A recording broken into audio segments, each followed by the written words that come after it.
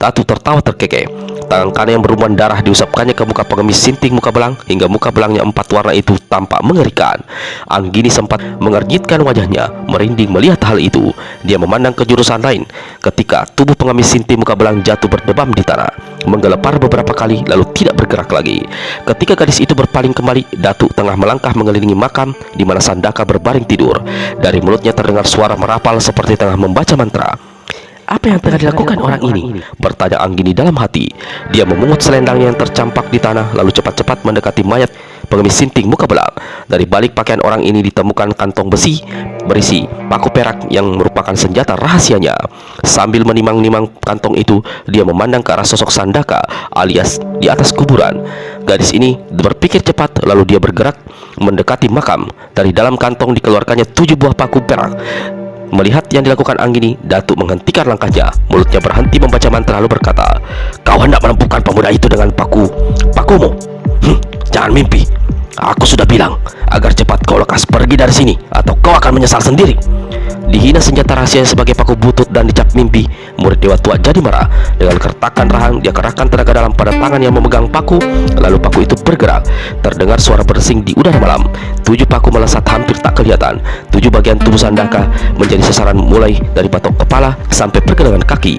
Sesaat lagi 7 buah paku perak itu akan menancap di kepala dan sekujur tubuh Sandaka. Tiba-tiba dari dalam tubuh pemuda itu memencar cahaya hijau.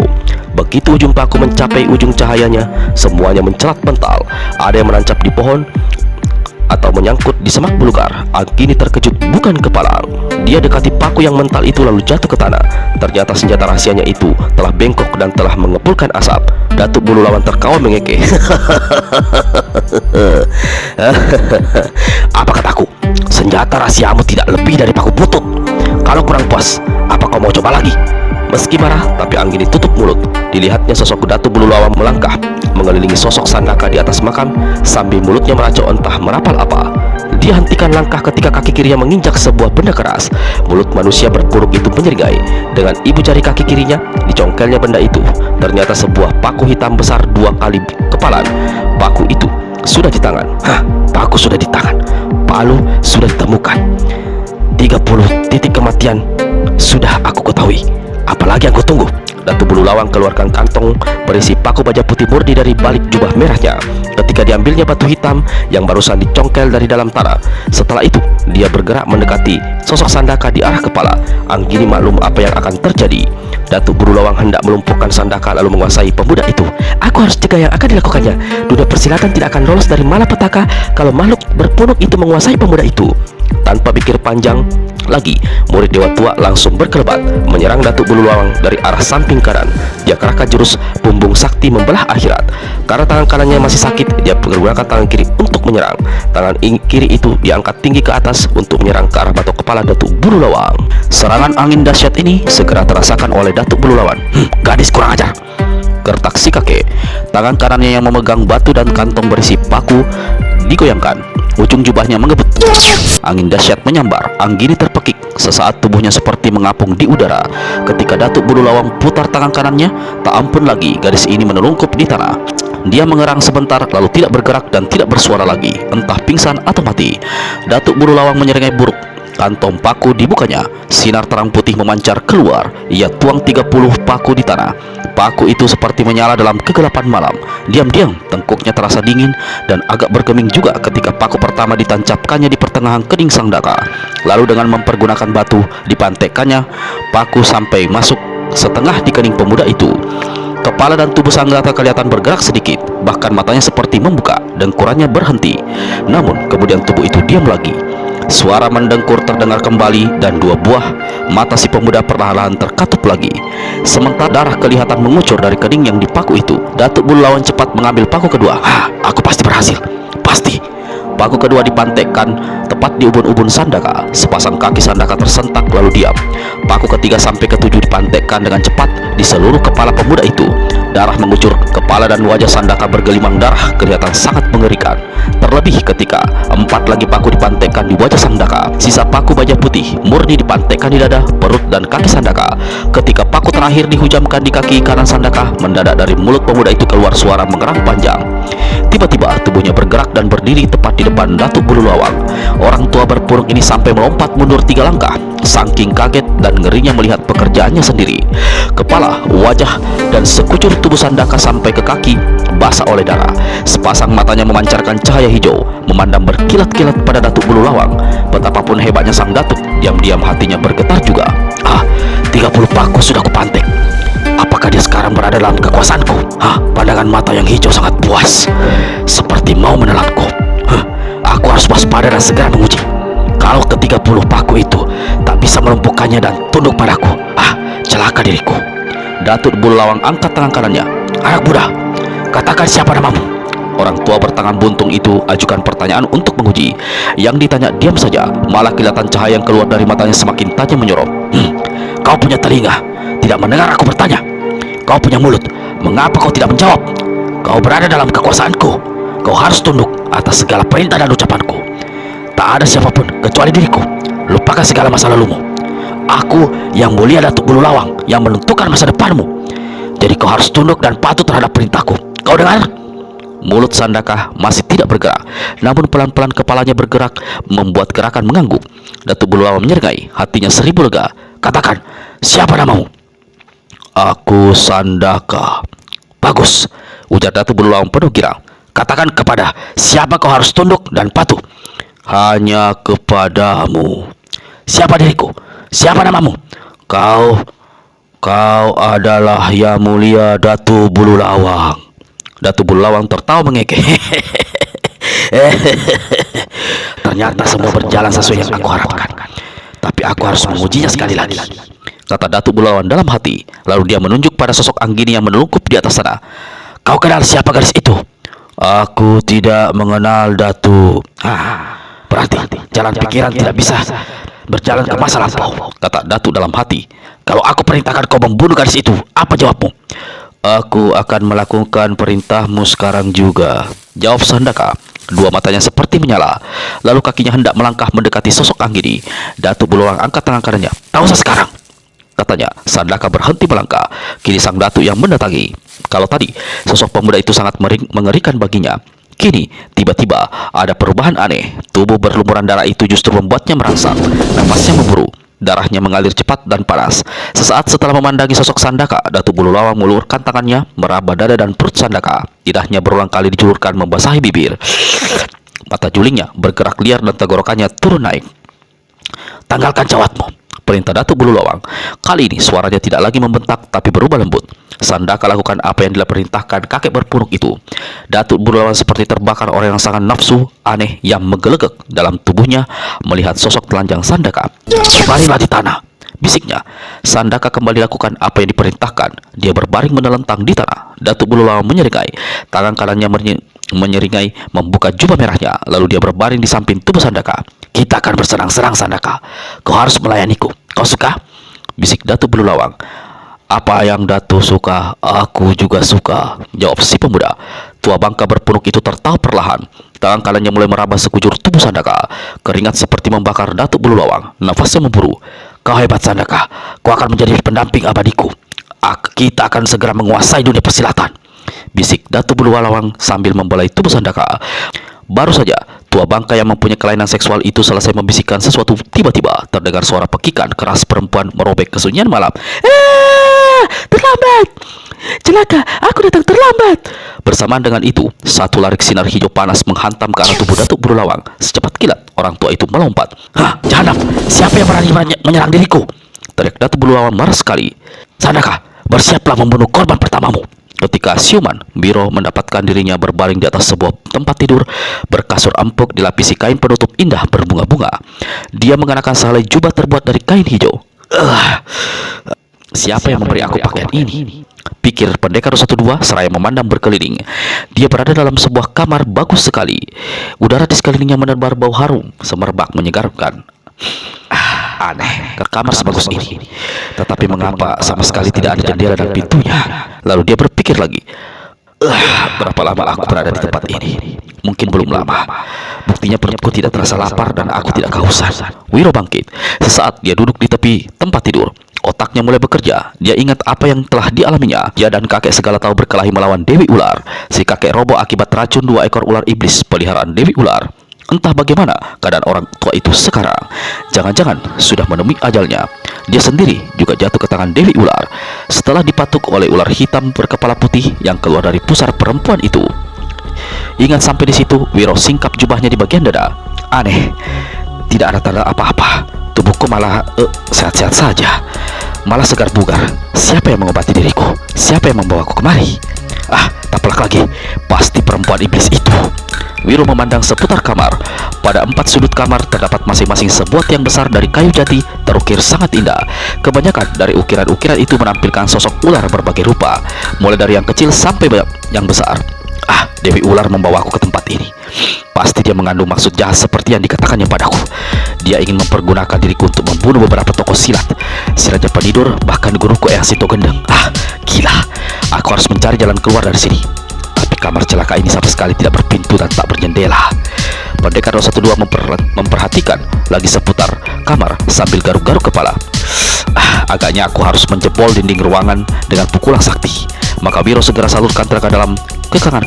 Pada saat itulah tiba-tiba ada suara halus merdu menegur. Kekasihku, pendekar 212, rupanya kau sudah sadar. Aku gembira melihat kau segar bugar. Wiro melegak. Dia membuka mata lebar-lebar sambil memandang sekeliling ruangan. Sama sekali dia tidak melihat sosok orang yang berbicara. Siapa yang barusan bicara? Menyebutku sebagai kekasih, ujar Wiro dengan suara dia dikeraskan. Kalau bangsa manusia, terus terang, aku tidak punya kekasih. Kalau bangsa makhluk halus jadian, apalagi. Terdengar suara tawa baru. Akan kita lihat, apakah kau menolak jadi kekasihku setelah aku unjukkan diri. Sepasang telinga Wiro menangkap ada suara desiran halus, seperti sesuatu yang meluncur. Dia berpaling ke belakang. Astaga! Terkejut, murid Sinto Gendeng bukan kepalang. Tadi dia tidak melihat binatang itu di sana. Kini, mengapa tahu-tahu ada di situ? Di salah satu tiang kayu besar meluncur seekor ular hijau besar dan panjang luar biasa. Bersamaan dengan itu, harum semerbak semakin santar. Sampai di lantai ruangan, binatang ini menggulungkan tubuhnya. Lalu, perlahan-lahan, ular hijau ini naikkan kepala hingga mencapai ketinggian kepala manusia. Wiro tegak di sudut kamar dengan dada berdebar dan siap mencabut kapak naut naga geni 212. Seandainya ular raksasa itu menyerangnya, malah tiba-tiba secara aneh, wujudnya berbentuk ular perlahan sirna, membentuk bayang-bayang. Bayang-bayang ini kemudian menjelma menjadi sosok tubuh seorang perempuan mengenakan pakaian hijau, tegak membelakangi Wiro. Pakaian hijau yang melekat di tubuhnya demikian tipisnya, hingga auratnya sebelah belakang kelihatan seperti bugil. Perlahan-lahan, tubuh yang membelakangi itu berputar. Wiro merasakan jantungnya seperti mau copot. Perempuan di hadapannya ternyata memiliki wajah cantik luar biasa. Di kepalanya, yang rambutnya dikonde, ada sebuah mahkota kecil berbentuk kepala ular. Dewi Ular! Desis Wiro tercekat. Matanya hampir tak berkedip melihat tubuh yang hanya tertutup kain sutra hijau yang sangat tipis. Kau mengenalku. Aku senang sekali. Akulah kekasihmu dan kau kekasihku. Apa kau tidak merasa bahagia? Wiro terdiam sesaat. Lalu dia berkata, kau membunuh kakekku. Orang tua bergelar kakek segala tahu. Rupanya pikiranmu masih pada jembel tua itu. Tak perlu kau merisaukannya. Racun-racun ularku tidak sampai membunuhnya mati. Kau merencanakan menguasai dunia persilatan secara keji. Kau memperbudak manusia bernama Sandaka itu. Kau hendak memanfaatkan diriku untuk membunuh tokoh silat si Raja Penidur dan guruku sendiri, Eyang Sinto Gendeng. Dewi Ular tertawa perlahan. Dia goyangkan kepalanya. Rambutnya yang bergulung dalam bentuk konde terbuka, jatuh menjulai, tergeletak di punggungnya. Aku tidak membantah bahwa aku memang ingin menguasai dunia persilatan dan merencanakan pembunuhan atas diri beberapa tokoh silat, termasuk gurumu sendiri. Aku juga tidak menyangka dan memperbudak dan memperalat pemuda bernama Sandaka itu. Aku juga tidak menolak tuduhanmu bahwa aku akan memanfaatkan dirimu sebagai sepasang kekasih. Saling bantu adalah lumrah saja. Bukankah begitu? Siapa bilang aku kekasihmu? Aku justru punya tugas untuk melenyapkan dirimu dari muka bumi ini. Dewi Ular tertawa panjang. Bahunya digoyangkan menyusul pinggulnya. Murid Sinto Gendeng merasa lututnya goyah dan jantungnya berdetak keras ketika melihat bagaimana Dewi Ular kini tidak mengenakan apa-apa lagi. Gerakan bahu dan pinggulnya tadi telah membuat pakaian sutra tipis merosot jatuh ke lantai kamar. Dua kaki melangkah perlahan mendekati Wiro. Dua buah paha mulus bergerak menggoyang pinggul dan pinggang langsing. Di sebelah atas, dua buah payudara yang kencang bergoyang menantang. Lalu tiba-tiba saja, tubuh telanjang Dewi Ular sudah merangkul Wiro Sable. Wiro, banyak orang lelaki membenci diriku karena tidak tahu apa yang aku bisa katakan pada mereka. Kau salah satu di antaranya. Tapi aku tidak akan lama. Sebentar lagi kita akan melihat bahwa kau kekasihku yang lebih hebat dari Sandaka. Perlahan-lahan Dewi Ular tanggalkan jubah yang melekat di tubuh Wiro. Pendekar 212 merasakan tubuhnya laksana terbakar. Darahnya menggedegak, nafsunya berkobar. Entah sadar entah tidak, akhirnya dia membalas rangkulan Dewi Ular. Sesaat kemudian keduanya sudah bergulung-gulung di atas tempat tidur. Nafas Dewi Ular panas memburu. Wiro merasakan tubuhnya seperti meledak-ledak oleh guncangan nafsu. Namun ada sesuatu yang tidak beres dengan dirinya, yang membuat Dewi Ular sangat kecewa dan marah dalam gejolak birahinya. Manusia tidak berguna, tubuhmu saja yang tampak kukuh, tapi kejantananmu mati. Murid Sinto Gendeng menggeram. Dia memandang ke bagian bawah tubuhnya, mukanya tampak merah. Aneh, nafsuku menggelegak, tapi mengapa? Manusia tidak berguna, rupanya kau hanya pantas menjadi santapan ular-ularku di sumur ular 100 ular. Dewi Ular melompat turun dari atas ranjang, tubuhnya yang harum basah oleh keringat. Tiba-tiba, salah satu dinding ruangan kamar muncul cahaya kehijauan yang secara perlahan berubah menjadi kemerahan, lalu membentuk lingkaran yang berkelap-kelip. Paras Dewi Ular tampak berubah ketika melihat lingkaran merah itu. Dia menyambar pakaian hijaunya, mengenakan dengan cepat, lalu mendekati salah satu tiang kayu jati dalam kamar. Sepasang tangan dan kedua kakinya digulungkan pada tiang itu. Perlahan tubuhnya menjadi samar, lalu berubah menjadi ular besar hijau. Binatang ini menjalar cepat ke atas langit-langit kamar, lalu menghilang dari pemandangan. Begitu sosok ular lenyap, terdengar suara, manusia tak berguna, kau beruntung, umurmu masih kupanjangkan beberapa waktu. Kalau tidak ada urusan mendesak, niscaya saat ini sudah kucemplungkan kau ke sumur 100 ular. Wiro hantamkan tangan kanannya ke arah tiang di mana tadi sosok Dewi Ular berubah jadi ular hijau dan lenyap. Suara angin laksana topan prahara melanda kamar itu. Tempat tidur dan semua benda yang ada di dalam kamar hancur berantakan. Tapi tiang kayu dan dinding kamar serta atap ruangan sama sekali tidak lecet sedikit pun. Wiro sendiri jatuh jungkir balik di lantai akibat terpaan angin pukulan berbalik menghantamnya. Kepalanya terasa pening dan pemandangannya berkurang-kurang. Ah, keparat. Bagaimana aku bisa keluar dari ruangan celaka ini? Keluh pendekar 212. Apa yang terjadi hingga perempuan iblis itu tiba-tiba meninggalkan tempat ini? Wiro duduk terkulai di lantai, tak tahu apa lagi yang akan dikerjakannya. Kalau dia menghantam lagi ruangan dengan pukulan sakti lainnya, bukan mustahil dia sendiri bisa celaka, bahkan mati konyol di tempat itu. Selagi dia berpikir-pikir seperti itu, sekilas dia teringat apa yang barusan dialaminya. Aneh. Aku begitu bernafsu pada perempuan itu, tapi kenapa aku jadi tiba-tiba tidak mampu? Hilang kejantanan. Aneh. Benar-benar aneh. Wiro garuk kepala sambil memandangi ke bawah. Jangan-jangan ini perbuatan kakek segala tahu yang memberikan obat pahit itu padaku. Kejantananku lenyap hingga aku tak sanggup melakukan hubungan badan dengan Dewi Ular. Berarti aku diselamatkan dari cairan tubuh perempuan terkutuk itu. Kalau tidak, aduh, nasibku akan sama dengan Sandaka. Tapi ya Tuhan, gila, sampai berapa lama aku kehilangan kejantangan seperti ini? Seumur hidupku, aduh, celaka, benar-benar celaka. Aku harus mencari kakek segala tahu. Kuharap saja dia benar-benar belum menemui ajal. Tapi bagaimana mungkin keluar dari tempat ini saja? Bagaimana mungkin keluar dari tempat ini saja aku tidak mampu? Selagi dia terhenyak duduk tak berdaya seperti itu, tiba-tiba terdengar suara halus entah datang dari mana. Anak setan, kalau kau ingin keluar dari dalam ruangan terkutuk itu, lekas keluarkan kapak maut naga 212 dan batu hitam pasangannya. Hantam salah satu tiang kamar dengan api sakti. Dinding dan atap ruangan serta kayu-kayu penanggalnya rapuh terhadap api. Aku akan membantumu keluar dari sini. Wiro berdiri. Siapa yang berusaha bicara? Dia berseru, setan. Terus saja apa yang aku bilang. Kalau kau buang waktu, semua urusan menjadi kampiran. Dunia persilatan tidak bakal bisa diselamatkan. Kembali terdengar suara halus. Wiro garuk-garuk kepala. Yang bicara ini apakah guru?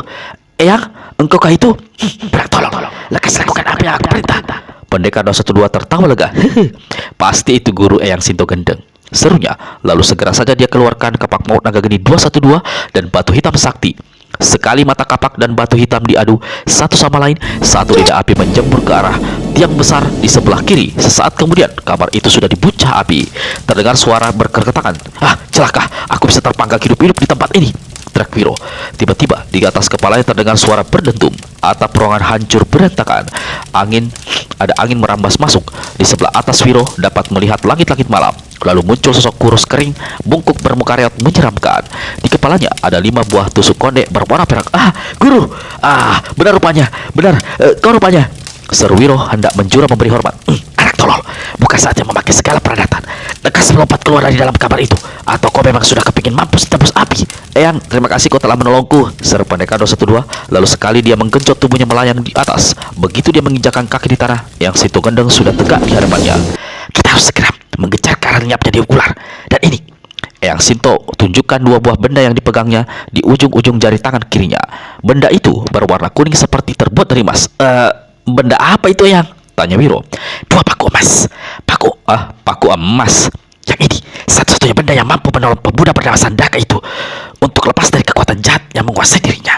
Paku ini yang sanggup membunuh Dewi Ular, makhluk setengah manusia setengah ular iblis itu. Paku ini hanya di dunia. Kalau salah satu melesat memakainya, maka akan celaka umat tanah Jawa ini. Memakainya juga tidak bisa sembarangan. Untuk melumpuhkan Sandaka, kau harus menancapkan di kepala anggota rahasianya. Ah, gila, bagaimana aku bisa melakukannya? Aku tidak mau susah payah memikirkan itu. Tugasmu melakukan, bentak Eyang Sitogendeng. Lalu, bagaimana caranya menggunakan paku satunya terhadap Dewi Ular? Tanya Wiro pula. Perempuan itu jelas tidak punya kemaluan seperti Sandaka. Anak setan sialan, maka Eyang Sitogendeng. Tentu saja, mana ada perempuan yang anggota rahasia seperti laki-laki. Dan kau, paku emas harus ditancapkan tepat di pusar perempuan durjana itu. Jangan tanya bagaimana melakukannya, itu juga tugasmu.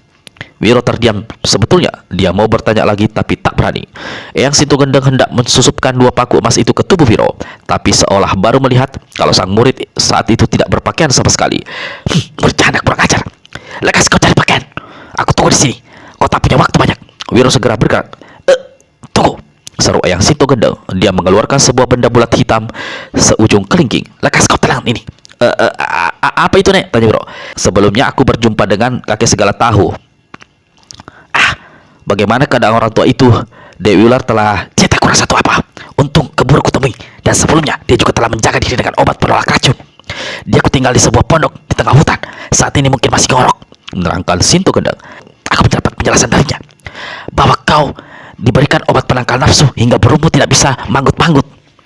Kalau tidak, darah di tubuh mesti sudah dirusak dan diracuni oleh tubuh Dewi Ular. Astaga, kejut Wiro dengan muka berubah. Jadi itu rupanya kekuatan obat yang disuruhnya ditelan. Pantas burungku tidak bisa mengepakkan sayap. Wiro garuk-garuk kepala. Nah ini, lekas tolan obat ini. Sitogendeng serahkan obat hitam bulat itu pada Wiro. Tanpa ragu sang murid segera menelannya, lalu ia berkata, Nek, obat yang barusan aku telan ini untuk apa? Mau membuat burungku jadi lebih rapuh. Si nenek geleng ke kepala. Obat ini justru untuk menyembuhkan burungmu agar kau nanti bisa meyakinkan Dewi Ular bahwa kau benar-benar seorang lelaki jantan. Jadi Eyang sengaja menyuruhku tidur dengan perempuan itu, lalu dia mencelakai diriku. Kau mau tidur dengan dia sampai 7 hari 7 malam. Siapa yang mau melarang? Tapi ingat, kau harus punya kemampuan untuk menahan diri. Bukan mempergunakan burungmu, tapi menusukkan paku emas itu ke pusar Dewi Ular. Wah, berat, Nek. Kalau aku tak sanggup menahan diri, bagaimana? Tanya Wiro. Kalau begitu lebih baik, bagus kau bunuh diri saja sekarang ini, sahut Eyang Sitogendeng. Lalu tanpa banyak bicara lagi, dia berkelebat pergi. Begitu orang yang memekik menampakkan diri, Sandaka segera melompat di hadapannya. Ternyata yang muncul adalah Dewi Ular. Sandaka, apa yang terjadi dengan dirimu? Celaka. Dewi Ular berteriak keras dan tersurut beberapa langkah ketika melihat keadaan Sandaka yang ditancapi paku baja putih murni, mulai dari kepala sampai kaki, serta penuh gelimangan darah. Kekasihku, ujar Dewi Ular seraya mendekati Sandaka sambil membuahkan gerakan hendak merangkul pemuda itu. Kau dalam bahaya, lekas ikuti aku, tinggalkan tempat ini. Sandaka, Datuk Bululang berteriak, lekas bunuh perempuan di hadapanmu. Jangan biarkan dia memelukmu. Sandaka, balas berteriak Dewi Ular, jangan dengarkan ucapannya. Kau adalah kekasihku, kau harus tunduk dan patuh padaku. Ayo lekas pergi. Dewi Ular yang hendak memeluk si pemuda tertahan gerakannya ketika melihat bagaimana sepasang mata Sandaka memancarkan sinar hijau berkilat. Wajah dan tubuhnya yang berpaku-paku dan tertutup darah ikut memancarkan sinar kehijauan. Itulah hawa dan tanda pembunuhan. Celaka, paku-paku keparat itu benar-benar telah melumpuhkan otaknya. Kini dia hanya manggut pada perintah Dajjal bertangan buntung ini. Sebaiknya ku habisi dulu tua bangka keparat ini. Dewi Ular kebutkan baju hijaunya. 2 gelombang angin sedahsyat topan prahara menderah ke arah Datuk Bululang. Datuk Bulu Lawang. Sang datuk cepat menyingkir, namun lawan menyusul pukulan tangan kosong dengan satu hantaman jarak pendek. Begitu baru saja dia mampu menghindar, tiba-tiba Dewi Ular sudah berada di sampingnya menancapkan jotosan ke pelipis kirinya. Datuk Bulu Lawang umbar tahu mengeke. Berkelahi jarak dekat, justru ini maunya. Dia seperti membiarkan kepalanya dihantam pukulan. Namun, diam-diam tangan kanannya melesat ke arah perut Dewi Ular, siap menjebol dan membetot isi perut perempuan itu. Dewi Ular yang sudah tahu keganasan ilmu Datuk Bulu Lawang tidak berlaku ayal. Dia tekankan kedua tumitnya ke tanah. Sesaat kemudian, tubuhnya melayang di atas. Dari rongkah bawah pakaian hijaunya, melesat keluar 2 ekor ular hijau. 2 binatang kejadian ini langsung melesat ke arah Datuk Bulu Lawang. Kepala ular hijau sebelah kanan hancur dihantam tangan sakti Datuk Bulu Lawang, namun dia tidak mampu menghantam ular kedua atau menghindar. Binatang ini mematuk ke arah matanya. Sesaat lagi mata kiri orang tua bertubuh pendek dan perpudek ini akan hancur menjadi satu lubang yang mengerikan. Tiba-tiba, di samping ada 2 larik sinar hijau menyambar. Ular hijau yang hendak mematuk mata sang datuk hancur berkeping-keping. Dewi Ular terpekik dan cepat bertindak mundur. Dadanya mendenyut sekali. Dia memandang ke kiri, di mana Sandaka tegak dengan pemandangan mata angker. Dewi Ular tahu pemuda itulah yang barusan menyelamatkan Datuk Bulu Lawang. Dengan semburan cahaya hijau sakti dari kedua matanya. Sialan, aku tidak mungkin bisa melawannya. Apalagi ada Datuk Keparat itu di sini. Hari ini aku terpaksa mengalah. Aku terpaksa menyingkir. Jangan betul. Sandaka, lekas kau habisi perempuan itu, teriak Datuk Bulu Lawang. Ketika dilihatnya gelagat, Dewi Ular hendak melarikan diri. Manusia paku yang kini berada di bawah pengaruh dan kekuasaan Datuk Bulu Lawang menggerang keras. Dengan satu kali lompatan saja, dia sudah berada di hadapan Dewi Ular. Dia kedipkan kedua matanya, 2 larik sinar hijau menyambar. Dewi Ular melompat ke balik sebatang pohon seraya menghantam dengan tangan kanan. Batang pohon hancur berantakan. Pohon tumbang dengan suara bergemuruh. Seluruh kulit sampai ke ranting serta daun-daunnya berubah hijau kehitaman. Kejar dia Sandaka, jangan sampai lari. Dia harus mati di tanganmu, teriak Datuk Bulu Lawang. Di balik pohon tumbang, Dewi Ular robek pakaiannya bagian perut. Pusarnya menyembul di antara keputihan perutnya. Ketika Sandaka muncul di depan sana untuk mengejarnya, Dewi Ular gerakan perutnya. Seekor ular hitam berkepala putih melesat keluar dari pusar perempuan itu. Binatang kejadian itu kelihatannya memiliki panjang yang tidak terbatas, karena tubuhnya terus memanjang sampai akhirnya mencapai tempat Sandaka berada, di mana sementara ekornya masih berada dalam perut Dewi Ular. Kepala ular putih menyambar. Mulutnya mematuk ke muka Sandaka. Pemuda ini cepat merunduk, lalu membalik. Tangan kanannya berhasil menyambar tubuh hitam ular kejadian itu dan langsung dicengkeram. Ular hitam kepala putih menggeliat dan membelekkan kepala. Sesaat itulah Sandaka kedipkan kedua matanya. 2 larik sinar hijau berkiblat. Dewi Ular menjerit panjang ketika melihat ular hitam kepala putih hancur luruh. Perutnya terasa panas. Cepat dia pegang perutnya di bagian pusar. Sebelum Sandaka datang mengejar, perempuan itu berkelebat lenyap tinggalkan tempat itu. Kejar dia Sandaka, cepat, jangan biarkan lolos, teriak Datuk Bulu Lawang. Sandaka segera berkelebat, namun saat itu ada 2 bayangan menghadangnya. Satu, seorang nenek tua berbadan bongkok, bermuka peot dan berkulit sangat hitam. Satunya lagi, seorang pemuda gendeng aneh mengenakan pakaian seperti perempuan. Kedua orang ini bukan lain adalah guru dan murid Eyang Sinto Gendeng, si nenek sakti dari Gunung Gede, dan pendekar 212 Biro Sableng. Datuk, ada yang coba menghadangku, kata Sandaka. Datuk Bulu Lawang telah melihat kehadiran kedua orang itu. Dia segera mengenal si nenek, tapi tak mampu mengenali Wiro. Tanpa pikir panjang dia berteriak beri perintah, singkirkan mereka Sandaka, bunuh. Sandaka menggerang. Wiro, lekas kau hantam dia dengan salah satu dari 2 paku emas itu, ujar Eyang Sinto Gendeng berbisik. Aku memang sudah siap melakukannya Eyang, tapi kau lihat sendiri, dia mengenakan cawat. Mana bisa aku menduga yang mana kepala anggota rahasianya, menyahuti Wiro sementara paku emas sudah berada di dalam genggamannya. Sialan, yang menonjol itu pasti kepalanya, kata si nenek setengah berteriak. Ah, mungkin benar, tapi kalau bukan bagaimana? Kita bisa celaka semua, Nek. Aku minta kau menyerang kakek buntung yang menguasai pemuda itu.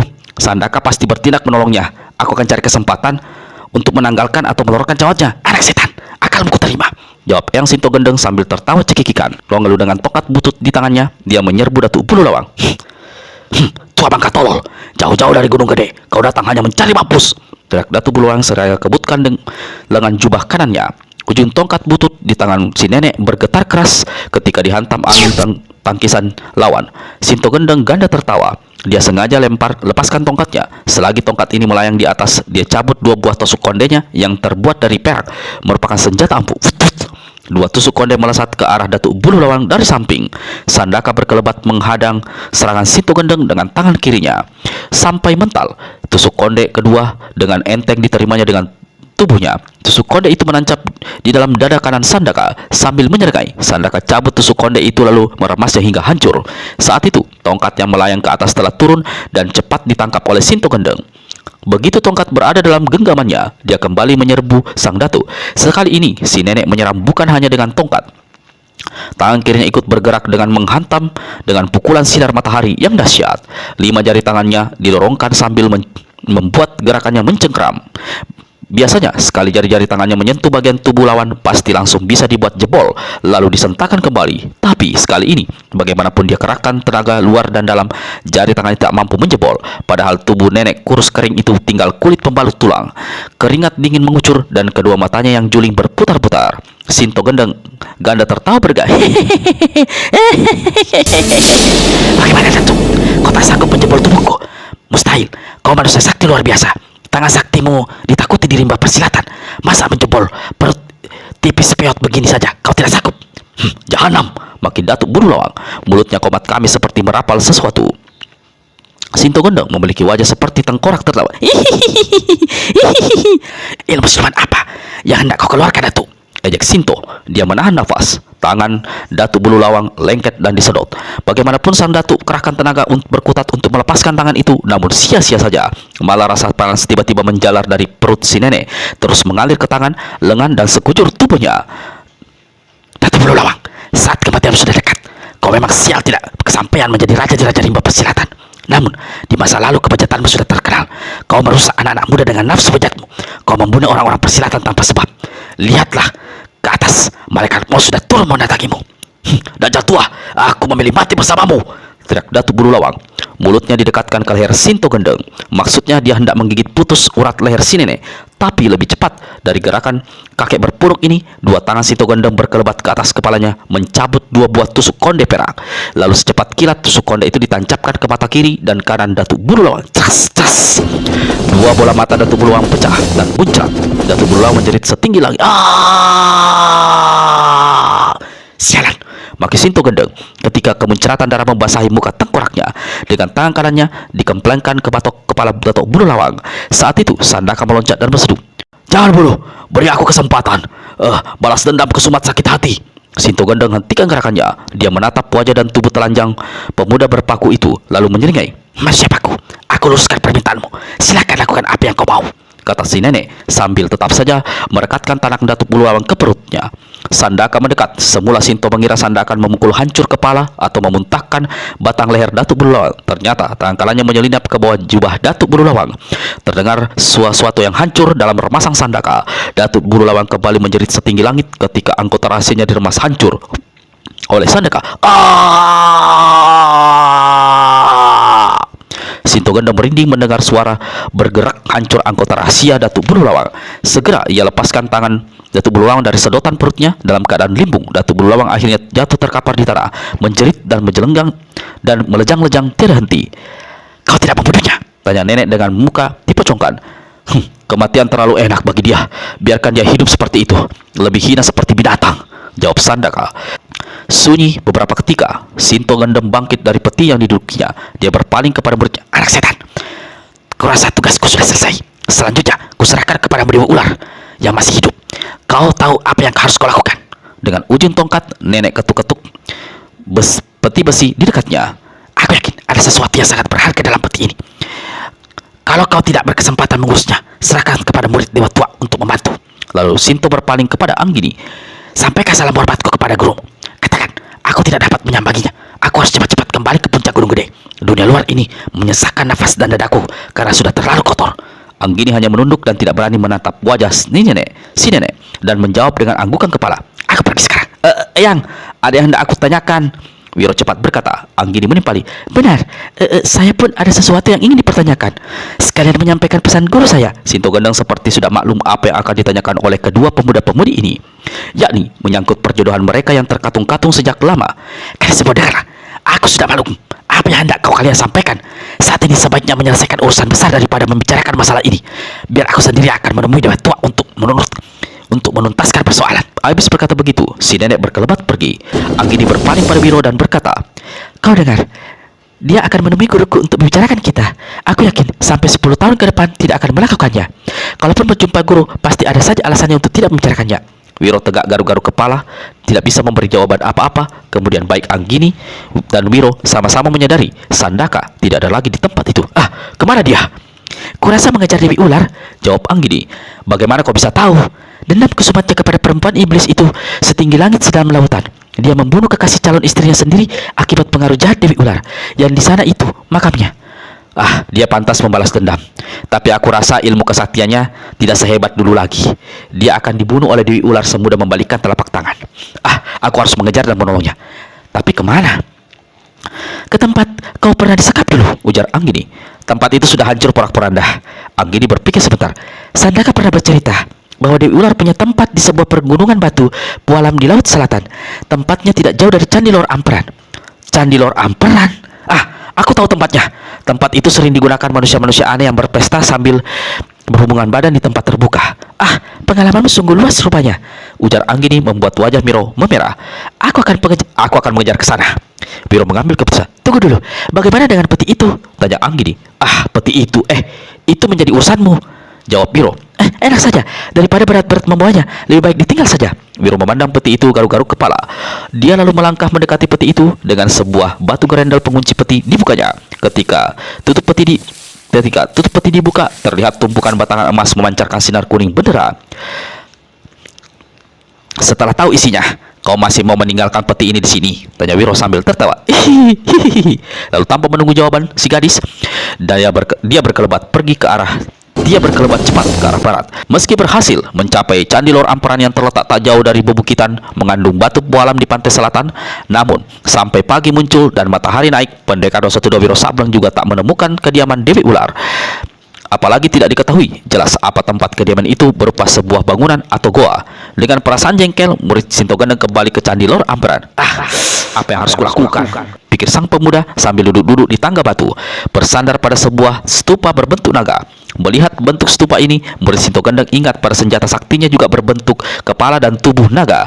Disebabkannya pakaiannya, baru disadari bahwa sampai saat itu dia masih mengenakan pakaian perempuan. Pakaian ini ditemukannya di reruntuhan kediaman Dewi Ular di mana dia disekap. Daripada telanjang, lebih baik dia kenakan pakaian itu walau kelihatan lucu. Wiro keluarkan kapak maut naga geni 212 dari balik pakaiannya. Sesaat kapak itu hanya diletakkan di pangkuannya sambil diusap-usap. Kemudian dia ingat kalau senjata sakti itu merupakan suling keramat. Wiro angkat kapak sakti dan mendekatkan mulut ke kapak ke bibirnya. Lalu dia mulai meniup. Dia tidak tahu lagu apa yang dimainkan dan berapa lama dia bersuling ketika tiba-tiba hidungnya mencium bau harum semerbak. Dia datang.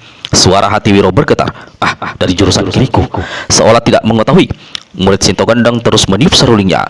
Dia tidak menunggu lebih lama. Satu bayangan hijau berkelebat. Di lain kejap, Dewi Ular telah berdiri di hadapannya. Wajahnya yang cantik tampak seperti tidak berdarah dan tatapannya penuh selidik. Kau sengaja muncul di sini mencariku. Apa kau kira aku akan menerima seperti dulu? Kau tidak sadar kalau dirimu hanya bangkai hidup tak berguna. Wiro berhenti meniup sulingnya. Dewi Ular jadi mengelap. Namun sebelum amarahnya meledak, dia ajukan pertanyaan. Bagaimana kau bisa lolos dari tempat itu? Bagaimana kau dapatkan pakaian itu? Kau tahu itu pakaian perempuan. Apa otakmu sudah miring?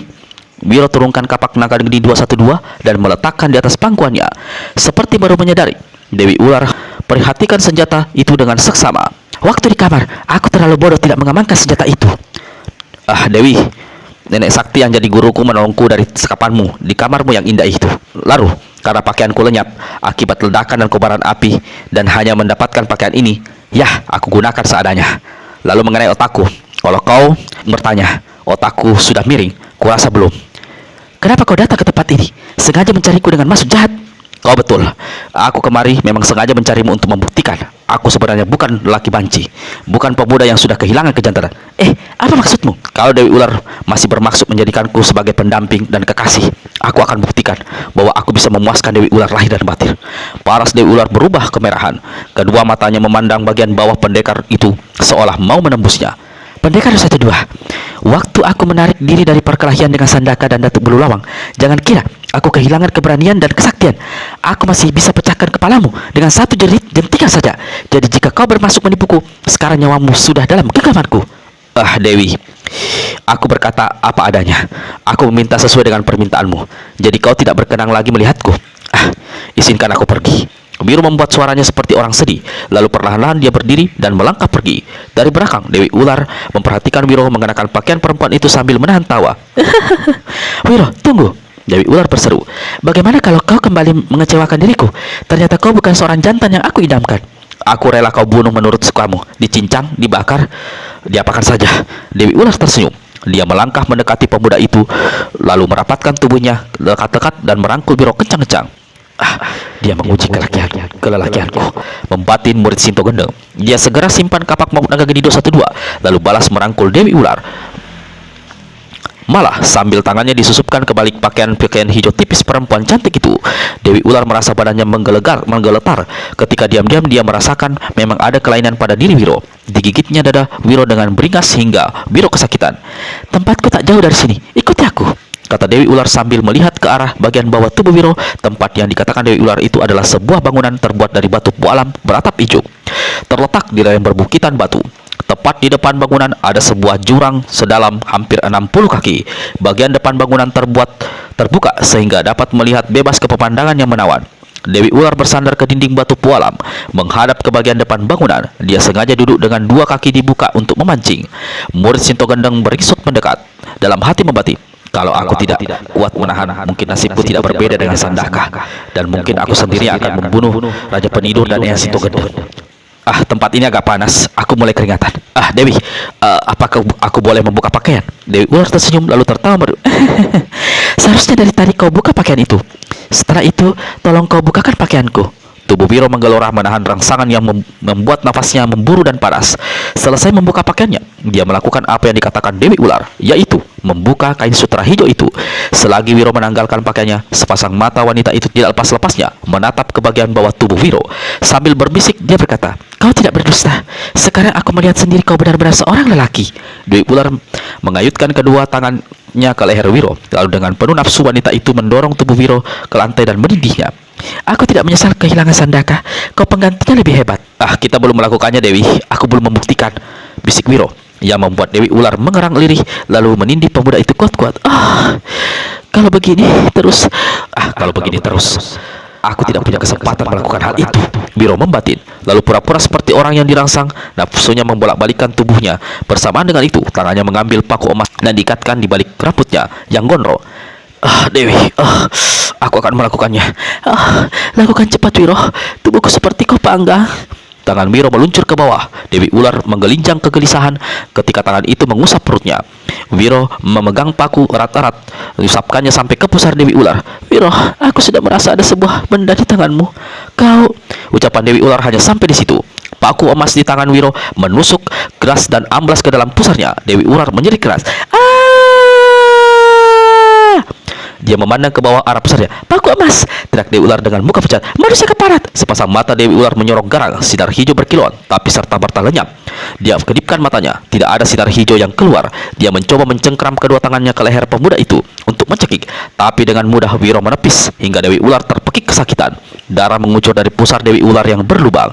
Di antara kucuran darah kelihatan kepulan asap hitam berbau busuk. Wiro cepat bangkit dan cepat jambak ke rambut perempuan itu lalu menyandarkan tubuhnya ke dinding batu. Mahkota kepala ular menggelinding jatuh ke lantai batu. Bangsat penipu! Kutuk Dewi Ular. Dia mengumpulkan sisa kekuatannya. Didahului satu jeritan, dilancarkan tendangan ke arah perut pendekar 212 dan mendarat cukup telak sehingga murid Sinto Gendeng itu terlempar dan terkapar di lantai. Dewi Ular cepat bangkit dan dia menyambar kapak maut naga geni 212 yang diletakkan Wiro di bagian depan bangunan. Wiro tak mau berlaku ayar. Dia cepat melompati perempuan itu dan hantamkan tangan kanan memukul lengannya. Dewi Ular menjerit kesakitan. Senjata mustika yang sempat dipegangnya terpaksa dilepaskan dan jatuh berkerontang di lantai pualam. Sambil menahan sakit, Dewi Ular berusaha berdiri.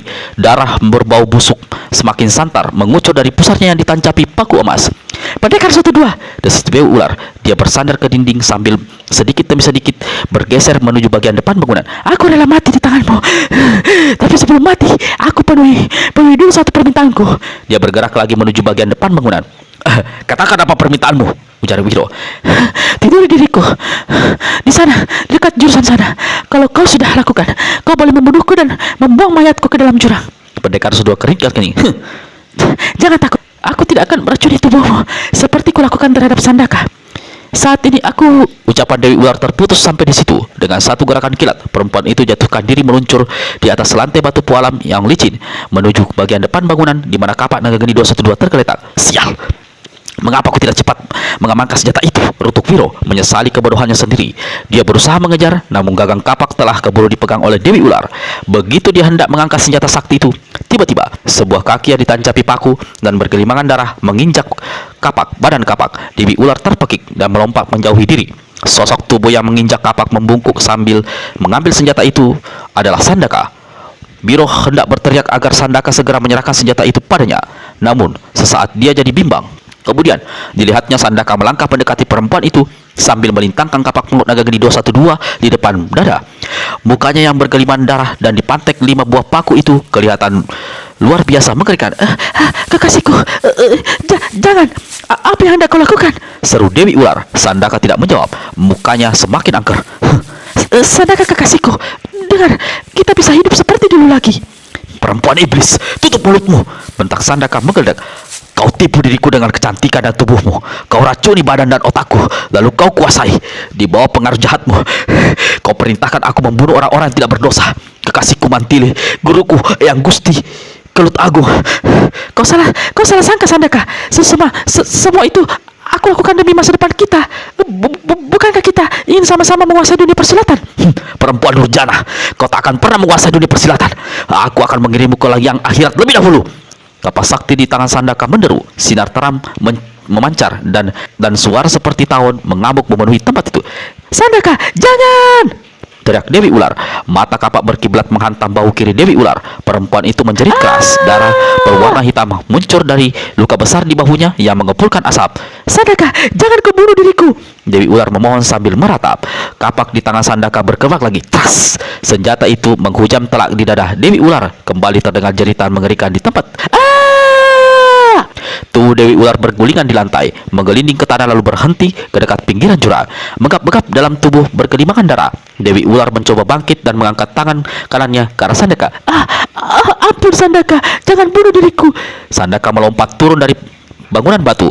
Dewi Ular berpaling pada pendekar 212. Tolong! Jeritnya memelas. Sandaka sampai di hadapannya. Kaki kanan manusia paku ini berkelebat. Tendangan yang keras menghantam tepat bagian dada Dewi Ular yang robek besar.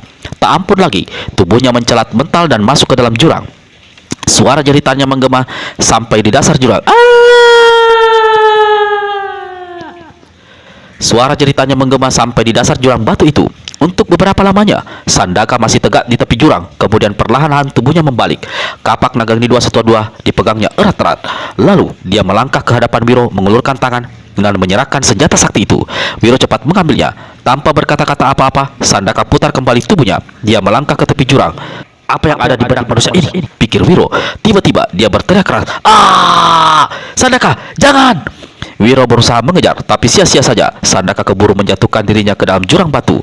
Murid Sinto Gendeng baru memalingkan kepalanya dari memandang jurang sedalam 60 kaki itu ketika telinganya menangkap derap kaki kuda mendatangi. Si penunggang kuda ternyata adalah gadis berpakaian ungu yang bukan lain adalah Anggini. Apa yang terjadi di sini? Tanya Anggini begitu melihat darah berceceran di mana-mana. Dia bertanya dengan muka dipalingkan ke jurusan lain. Astaga, Wiro baru sadar kalau saat itu dia sama sekali tidak berpakaian. Dia segera menghambur masuk ke dalam bangunan dan mengenakan pakaian perempuan itu. Keluar dari bangunan, dia baru menceritakan apa yang terjadi pada Anggini. Gadis ini hanya bisa menarik nafas dalam. Satu malapetaka besar telah lewat. Apalagi yang akan terjadi di hari-hari mendatang, kata Anggini perlahan. Peti berisi batangan-batangan emas itu, ujar Wiro. Kau tinggalkan di mana?